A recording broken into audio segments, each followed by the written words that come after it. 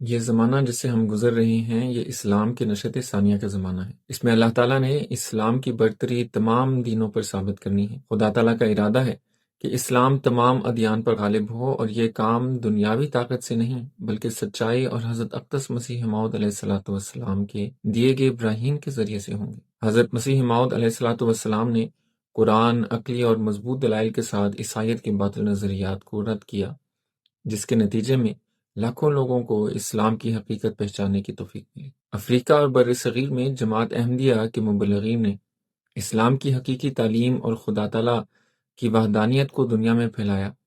باوجود مخالفت، تہمتوں اور نفرت کے، خدا تعالیٰ کی تقدیر کے مطابق جماعت احمدیہ ترقی کر رہی ہے، اور آج بھی نیک فطرت لوگ اس جماعت میں شامل ہو رہے ہیں۔